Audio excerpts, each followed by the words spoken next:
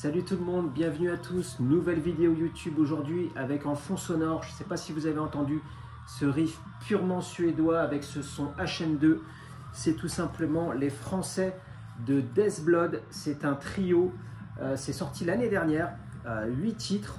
Si vous aimez le death suédois Dismember Untold, je vous conseille vraiment. On a le son vraiment typique de l'époque old school Swedish death metal. Il faut aimer, ça peut rebuter un petit peu ce son cru, hein, vous savez. Donc voilà, moi j'adore. Et donc là on se replonge vraiment dans un death ancien. C'est un trio en fait, c'est le projet apparemment de Geoffroy qui ça lui tenait particulièrement à cœur de faire ce projet. Et c'est plutôt vraiment, c'est vraiment réussi, clairement. Au-delà du son suédois, il y a un apport de clavier ponctuellement comme ça. Je suis pourtant pas très fan des synthés, mais c'est bien utilisé, ça apporte cette touche un peu old school, mystérieuse, j'adore. C'est vraiment bien fait, donc c'est des gars de Nancy, en tout cas Geoffroy est de Nancy, donc je recommande, hein. Ça j'ai commandé auprès du label, directement j'ai acheté Music Eye, j'avoue que je ne connais pas, et donc voilà, j'ai reçu ça, très bonne surprise. Je vais aussi, donc ça sera en sourdine, et aussi mettre à l'honneur deux autres groupes, Oro, un superbe digipack sorti chez Creep of drgore.fr, très bon aussi, petit label français qui distribue pas mal de choses. Et donc voilà, on a Oro, alors vous voyez, hein, c'est marrant parce que là c'est en fait 3 groupes français que je présente, mais vous avez par exemple là, Death Blood, c'est influence scandinave, suédoise plus précisément. Là, Oro, c'est vraiment l'influence américaine, US. On ne peut pas faire plus américain, je trouve, avec des riffs bien foutus, des changements de rythme, une grosse voix. C'est le death brutal qu'on faisait en début 90. Alors, on est obligé de penser à Cannibal Corpse, époque Tombe. On est obligé, vraiment. Et c'est un one-man band, là, pour le coup, avec la collaboration au titre 6 du gars qui a fait l'artwork. On l'appelle Moki, et donc voilà, il participe au niveau vocal donc de ce projet. Je connais pas trop le gars qui fait ça. Apparemment il a d'autres projets black apparemment, et donc il aime bien aussi cette scène death metal US, et donc c'est vraiment bien. Je vous invite à écouter aussi ça. Je l'ai commandé directement, je l'ai acheté directement au label. Donc voilà, Oro, très bon groupe. Ouais. Et le petit dernier que je suis un peu passé à côté, c'était l'année dernière. Tout ça, c'est 2023. Donc c'est marrant parce que je n'ai pas fait exprès. On a un one-man band, un trio. Et là, on a un duo d'Île-de-France, si j'ai bien compris. Alors là aussi, un brutal death plutôt, je trouve, il y a un petit peu de finlandais, je trouve. Très bien fait, le son de la batterie et la voix aussi, une voix très appliquée je trouve, où elle est audible, compréhensible, et donc voilà, c'est vraiment bien. Le gars il fait donc la guitare, la basse et le chant, et on a un batteur, Eddie Polo. Le son de la batterie, vraiment félicitations, c'est bien produit, hein, vraiment. Wait for Putrefaction du coup. Voilà, que je recommande, avec un univers Lovecraft, ce qu'on aperçoit Cthulhu. Donc je vous mets évidemment les liens, hein, de ces 3 groupes français en plus voilà, de la vidéo qui va suivre. Et donc ouais, vraiment Rotten Brain, très très bon. Alors je devais choisir, hein, j'ai choisi Death Blood en fond sonore.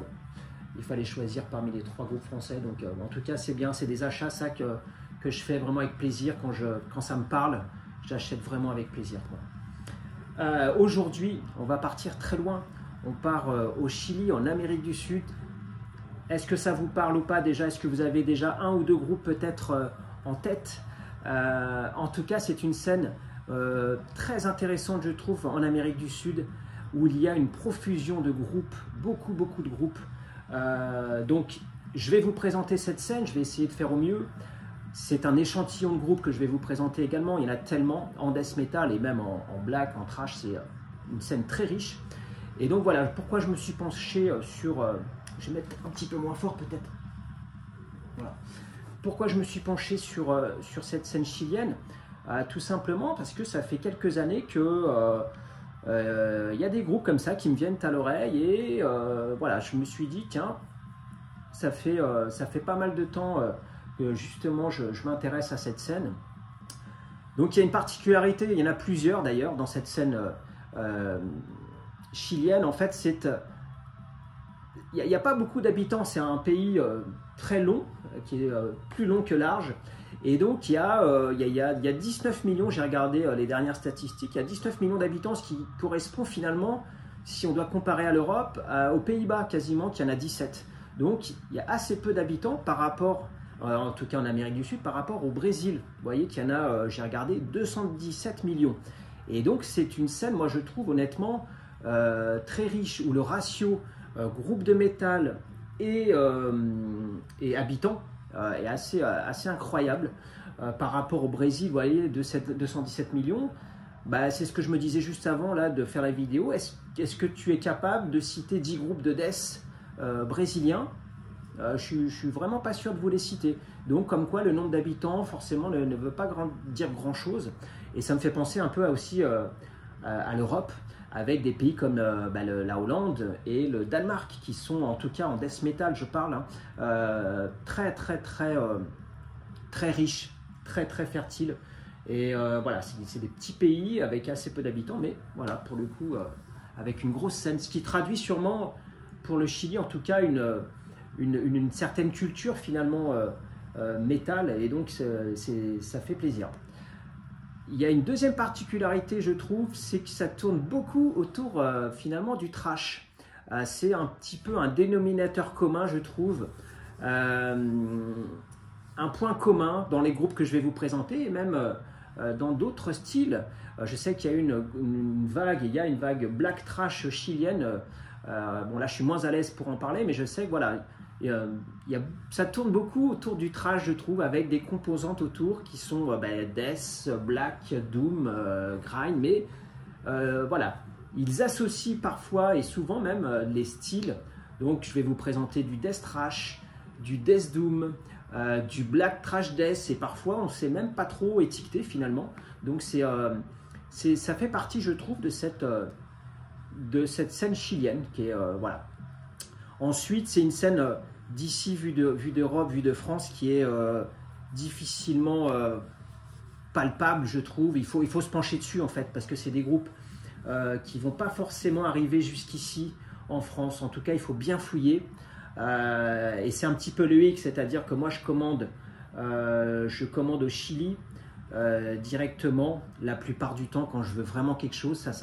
C'est un label de Death Black qui s'appelle Burning Coffins Records, qui est à Santiago, la capitale. Et il y a aussi DDR, Division Death Rituals, chez qui je commande. En Europe aussi également, il y a quelques distributeurs. Iron Bonehead, qui produit aussi des groupes chiliens, le label allemand. Il y a Osmose en France aussi. Ce label est vraiment, moi je commande beaucoup chez Osmose. Et ils proposent peut-être une quinzaine de groupes chiliens, ce qui est déjà bien, hein. Et voilà, en Espagne aussi, il y a Escafimo Records. Le label de Dave Rotten aussi, Extreme. Et en Grèce, on a Nuclear Winter aussi, qui fait un petit peu de chilien. Donc voilà, c'est comme je dis, c'est une scène, voilà, il ne faut pas hésiter à aller démarcher, à aller fouiner un petit peu, parce que c'est vrai que ça passe un petit peu sous les radars ici en France.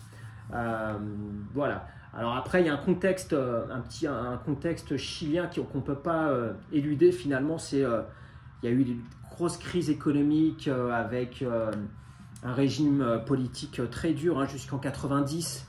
Et en fait, cette scène, elle a vraiment explosé à partir de 90. Il y a eu quelques groupes chiliens un petit peu avant, dans les années 80, comme Pentagram Child, qui s'appelle Child. Ils ont dû rajouter Child d'ailleurs, parce que ça s'appelait pareil, Pentagram, le groupe américain. Pentagram de Doom, donc ils ont dû ajouter Pentagram Child, et là je parle donc évidemment du Pentagram Child Chili, qui est du death thrash, qui a commencé vraiment fin 80, milieu 80, voilà, mais avec des contextes, voilà, c'était un petit peu interdit finalement, les concerts étaient rares, on ne pouvait pas se procurer à l'époque de cassettes ou de vinyle, c'était un petit peu banni, donc à partir de 90, il va y avoir vraiment cette explosion des groupes. Et donc voilà un petit peu le contexte en fait pour vous présenter rapidement la scène chilienne. On va commencer par le premier groupe. Il y a pareil, hein, il y a peut-être une dizaine de groupes. J'ai essayé d'être un petit peu rapide, pas trop long, et ça peut devenir rapidement indigeste. Alors là, c'est Phantasmagorie. Alors ça va parler pour certains, hein. L'objectif de cette vidéo, c'est évidemment de vous faire découvrir ou redécouvrir peut-être des groupes, mais voilà, c'est ça, et ajouter aussi vos groupes, les groupes que vous connaissez, parce qu'il y en a tellement des groupes chiliens. Donc là, c'est vraiment un échantillon. Donc là, on a Phantasmagorie qui a sorti ça en 2021, c'est un EP, attention, hein, c'est pas un album. Phantasmagorie, Insoumission ou Soumission avec mon bel accent anglais. Donc là, c'est un duo. Donc vous voyez, quand on regarde, on se dit voilà, Brutal Death pur. On voit la cover évidemment, là c'est du gras. Mais pas tant que ça, il y a déjà plusieurs particularités. Il y a les titres en anglais déjà, et les paroles en espagnol. Et si on se penche dessus un petit peu, vous voyez les gars, déjà, Phantasmagorie, le duo. J'aurais pas envie de les croiser à Santiago à minuit et demi, hein. Ils n'ont pas l'air commodes. Alors voilà, et plus sérieusement, voilà, il y a une dimension en fait sociale, et ils dénoncent vraiment le système à travers leurs paroles qui sont en espagnol. Et voilà, en fait, ça a été enregistré à Santiago du Chili, et ils ont rajouté territoire dominé par l'État chilien meurtrier, assassin. Vous voyez, donc déjà ça met un peu dans le contexte. On sent la colère sociale, hein, clairement. Ils dédicacent en fait cette EP pour voilà, c'est dédicacé, c'est contre le système un peu nauséabond, le pouvoir en place, le capitalisme. Voilà, donc on sent quand même un contexte social assez compliqué au Chili, et donc il faut, si on veut écouter voilà, Phantasmagorie, c'est vraiment, il faut en tenir compte, quoi. Donc, et pour autant c'est marrant parce que c'est vraiment pas une cover, c'est vraiment la cover un peu 90 US, voilà, c'est marrant. Et si on y regarde de plus près, finalement il y a le A d'anarchiste, et donc on comprend mieux. Donc voilà pour Phantasmagorie. C'est un death assez influencé US que j'aime bien, très bien fait. On voit que les gars ils maîtrisent, j'arrive jamais à remettre les pochettes, ils maîtrisent leur sujet. Là vraiment très bon son, changement de rythme, c'est riche. Il y a une reprise de Mythic, le groupe féminin de death de Pennsylvanie. Je ne sais pas si vous connaissez. Voilà, donc c'est une belle dédicace. Donc voilà, Phantasmagorie, premier groupe, vraiment excellent, que je vous laisse écouter.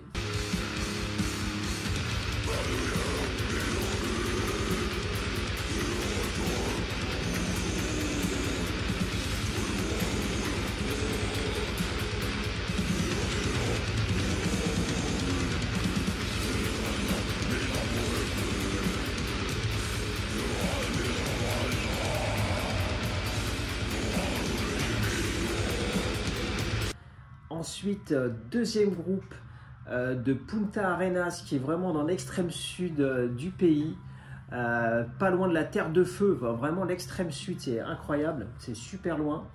Et donc ça s'appelle Exanimatum, le titre de l'album est imprononçable, c'est leur deuxième album, c'est sorti en 2021, très bon. Alors là on est plus dans un death dark, et j'adore moi le death un peu dark, cette dimension un peu malsaine, pas loin du black finalement, ça j'adore. Et donc là on a des morceaux assez longs, un chant en espagnol, et c'est sorti chez Burning Coffins Records aussi, comme je vous disais, je commande pas mal chez eux. Voilà, là on est alors j'aime pas trop comparer, toujours mettre des, mais c'est vrai que c'est on est un petit peu dans du incantation, d'aide congrégation, c'est plutôt bien fait aussi. Le chant espagnol amène quelque chose, je trouve, en plus, avec des parties lentes, des parties plus speed, assez bien produit. Et donc voilà, Exanimatum, un bon petit groupe.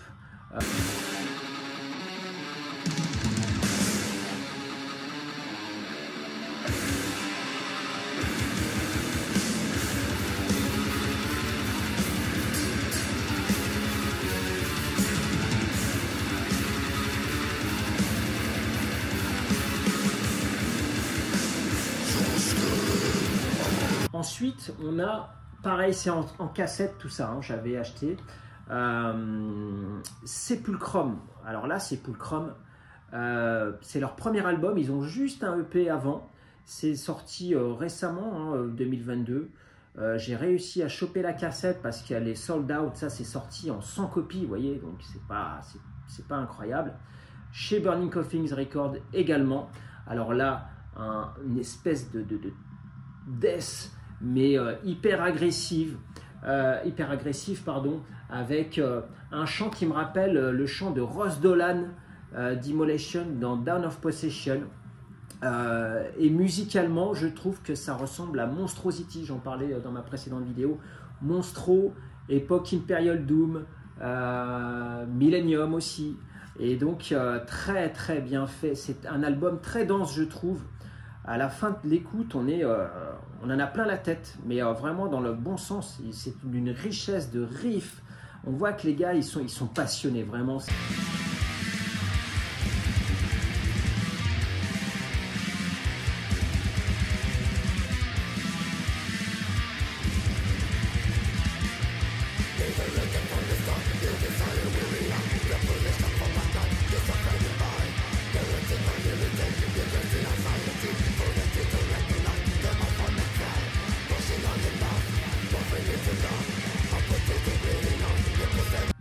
Ensuite, Unvenomed, là aussi en cassette, c'est sorti en 2021. Alors là aussi, c'est un trash death, vous voyez. Là, on est vraiment dans le style sud-américain, je trouve, où on mélange les styles. On ne sait pas trop si c'est du trash, si c'est du death. Le chant est habité, je trouve. Le gars, il a la haine, quoi. C'est pas forcément très guttural, mais alors il crache sa haine et on voit que c'est vraiment le mec, il est habité. Et donc ça, c'est le trash. Vous savez qu'on faisait dans les années fin 80, très agressif. On était presque dans le death. Et là, on y est, quoi. Ça rappelle un peu le vieux Pestilence, le Beneath the Remains aussi de Sepult. Vous voyez, cette espèce de trash death hyper agressif, très dense aussi également comme Sepulchrum. Et vraiment, c'est super. Il n'y a pas de photo du groupe. Ah si, ouais, bon, elle est pas super. Mais voilà, là aussi, Unvenomed, je vous conseille, quoi, si vous aimez le trash de l'époque. Clairement, vous fermez les yeux, vous écoutez ça, vous êtes en 89, quoi. Vous êtes en 89, voilà, on a le petit jean serré, on a les grosses baskets, on y est, quoi. On a les cheveux longs, non, c'est vraiment génial. Et le son, en plus, le son est en adéquation, le son d'époque un peu. Vous voyez, c'est pas le son trop clean, je trouve, qu'on a souvent aujourd'hui, trop propre. La batterie qui est synthétique, j'aime pas du tout. Ça, là, c'est vraiment un son, même Sepulchrum. C'est un son adéquat, je trouve, à ce côté old school. Et donc, ça rend vraiment... c'est génial, quoi. Ça majore le truc encore plus.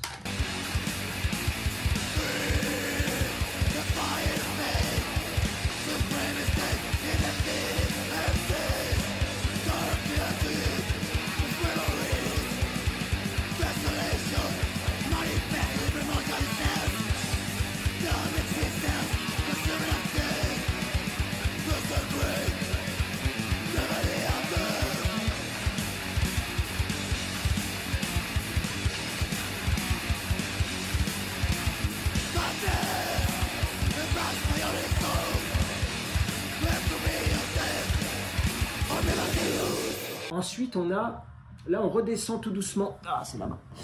On redescend tout doucement. On va plus dans le Death Doom. Doom Death. Alors, le nom est imprononçable. Hein, Spore Autumn Yugoth. Alors là, c'est univers HP Lovecraft. Alors ça, c'est leur premier album. C'est évidemment un groupe chilien de Santiago. Oui, il me semble, de Santiago. Ça, c'est sorti chez Personal Records, qui est un label mexicain. Et là aussi, c'est sorti. C'est un premier album, Death Doom, bien fichu aussi, grosse voix death, plus lent, avec des passages sympas. En revanche, celui-là, il est sorti l'année dernière. Je l'avais acheté l'année dernière. Très bon, puisqu'on a l'ajout d'un clavier d'un clavier, une nana au clavier, et donc ça rend, là on passe plus dans l'atmosphérique Death Doom. C'est bien dosé, c'est des très longs morceaux, et c'est pareil, c'est assez dense, je trouve, c'est riche. Mais voilà, on n'est plus du tout dans le même style que Sepulchrum, Envenom ou Exanimatum. Là, c'est plus posé, mais...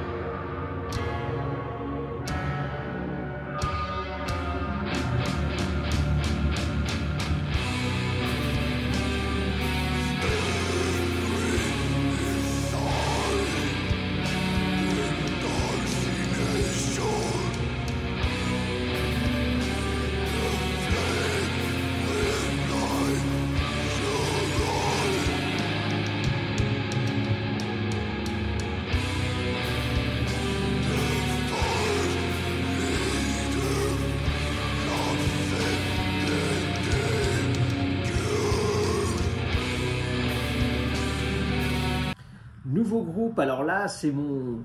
J'adore, là c'est vraiment bien. Ça s'appelle Atomicide. Alors déjà le nom, on sait qu'on va pas rigoler. Atomicide, je ne sais pas si vous connaissez, pour les plus pointus peut-être. J'aimerais bien échanger avec vous sur ce groupe. Atomicide qui est alors là, voilà, comme je disais tout à l'heure, un black death trash. On ne sait pas trop, une voix un peu enrouée, c'est marrant, mais c'est la petite touche supplémentaire de ce groupe-là. Le chanteur, il a une voix un peu enrouée, cassée, je sais pas, je vous laisserai écouter ça après.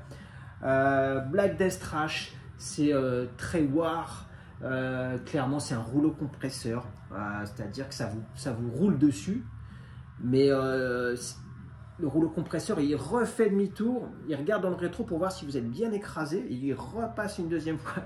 Non, je plaisante, mais c'est vraiment l'impression que j'ai. C'est bien produit, c'est un trio. Ça, c'est sorti en 2015, hein.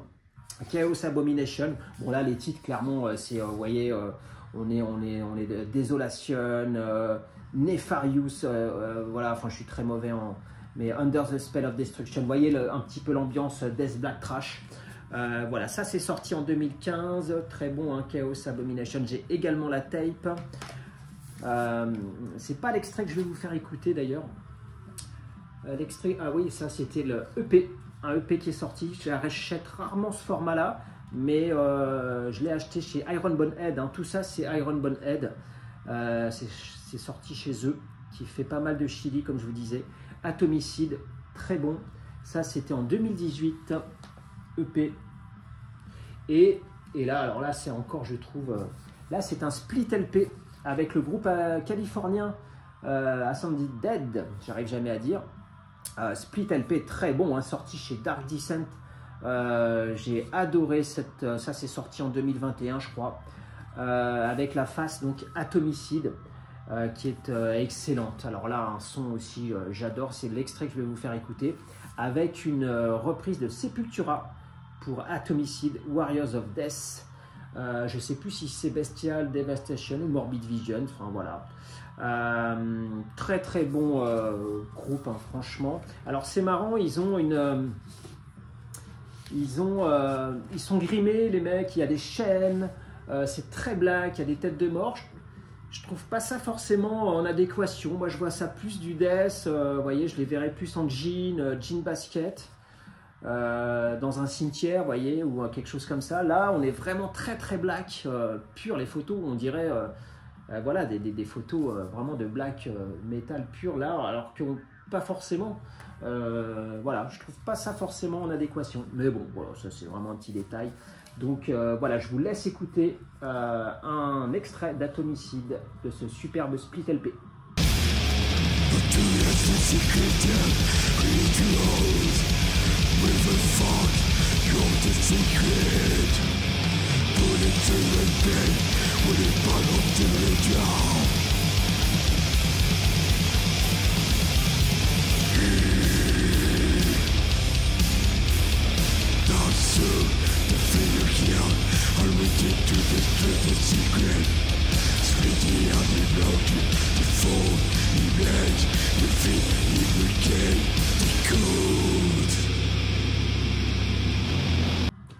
Après aussi, un excellent groupe, là, je n'ai que leur EP, puisque leur dernier album, j'ai moins aimé. J'ai moins aimé malheureusement le son et l'ambiance. Moi, cette EP de Suppression, voilà, je sais pas trop comment dire. Suppression Repugnant Remains déjà. Alors j'adore la cover, un œil. Je sais pas si vous voyez avec le reflet, un œil. Ça c'est, il y a 4 morceaux. C'est vraiment pareil, du death thrash avec une voix, vous savez, les voix un peu nauséeuses à la Martin Van Drunen, John Tardy de Obituary. C'est faut aimer, hein, ça peut rebuter un peu ces voix-là. Mais voilà, on a une basse omniprésente qui est presque plus mise en avant que les guitares, quoi. Et donc ça donne un superbe petit EP. On voit que les gars aussi maîtrisent leur sujet, on leur fait pas, quoi. C'est incroyablement bien fait. Et cette EP est sortie sur le label américain, donc je l'ai commandé aux États-Unis. J'ai eu plus cher de frais de port que le EP en lui-même, quoi. Donc, mais je le voulais. Il est tout petit, il est voilà, en transparent rouge. Mais voilà, je le voulais cet EP, coûte que coûte.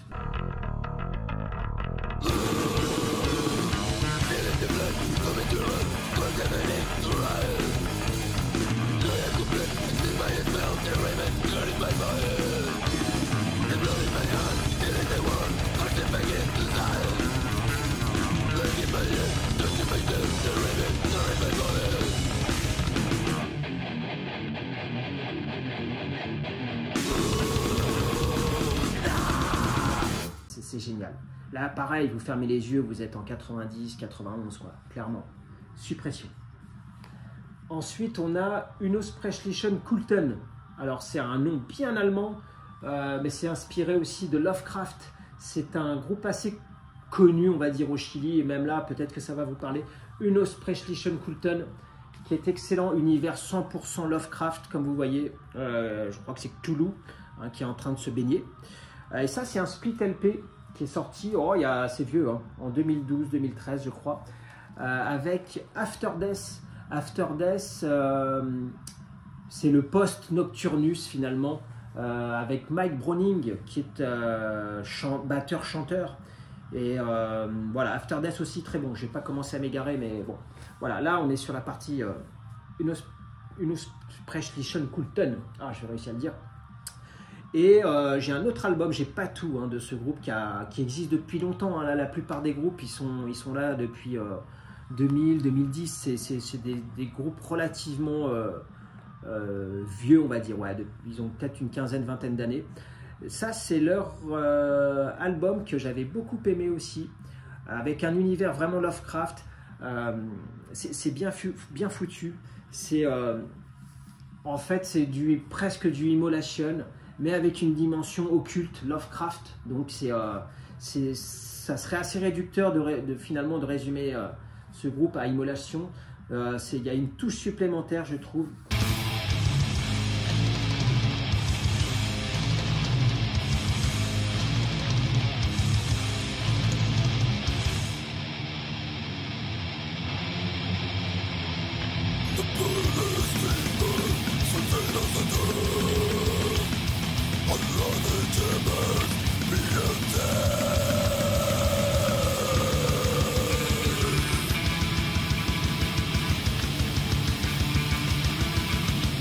C'est vraiment bon, avec le bassiste qui ne fait plus partie de ce groupe, mais qui est Goldor, qui est finalement il s'appelle William Munoz, et il fait des covers, des pochettes d'albums, des fonds, vous savez, des étendards pour les concerts, à la main. Il a une particularité, c'est qu'il peint tout à la main, et donc il a fait beaucoup de groupes comme Immortal, Acheron, comme vous pouvez voir sur ces images, des petits groupes plus discrets, mais vraiment ouais, c'est un super artiste, et il n'y est plus, je crois, dans le groupe, hein, il n'a plus qu'un groupe. Donc voilà, Unosprechlichen Kulten. Nouveau groupe également, Uttertomb. Uttertomb aussi, là c'est un death vraiment que j'aime, dark, un death sépulcral, vraiment avec un son, une ambiance, une voix que j'adore.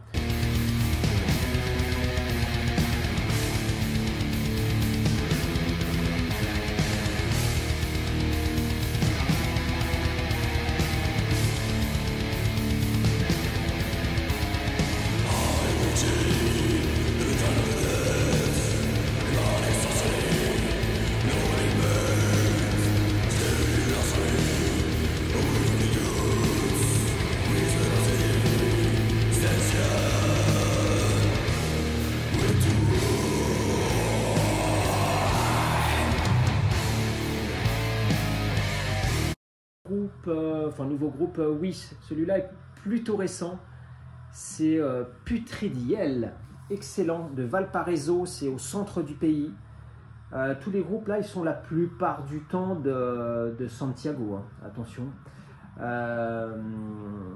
Non, c'est pas récent, non, ils ont, ça fait quelques années quand même. Et ça, c'est leur seul album qui est sorti l'année dernière. Alors là c'est génial parce que le groupe, c'est une recette, quoi. Vous mélangez Dismember, vous mettez un peu de Dismember, un peu d'Unleashed, vous voyez les premières périodes, et un peu d'Asphyx. Vous arrosez un peu d'Asphyx, vous mélangez pendant une bonne demi-heure, et vous avez Putridiel, Consuming Aberration.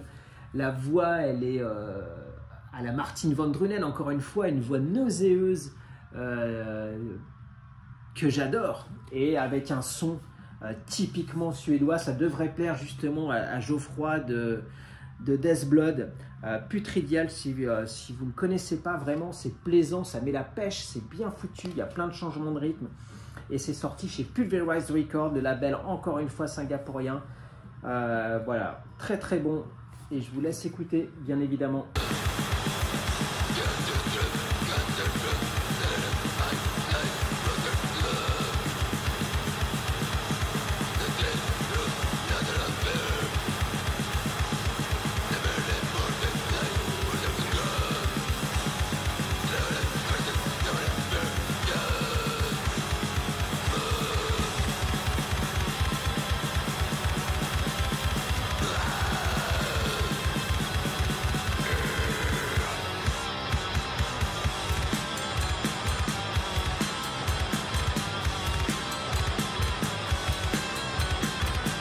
Nouvel album aussi pour les Chiliens de Sadisme, qui sont également de Santiago.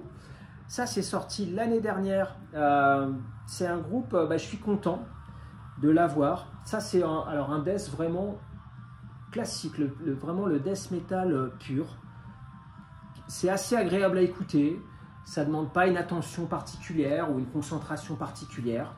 C'est bien ficelé et c'est bien produit. Moi, ça, j'adore. Sadisme, alors la particularité, c'est que je l'ai trouvé chez Music Fear Satan, là, il n'y a pas si longtemps, il y a 2 jours, donc c'était pas prévu au programme, donc voilà, je l'ai acheté, je me suis pas encore trop penché dessus, je l'ai écouté évidemment un petit peu en amont, mais voilà, là aussi, excellent groupe, hein. Les gars, ils ont une bonne cinquantaine, je pense. Il y a 2 gars d'ailleurs de Pentagram Child, un qui joue encore et un ex-Pentagram Child, dont voilà, je crois que c'est gratteux.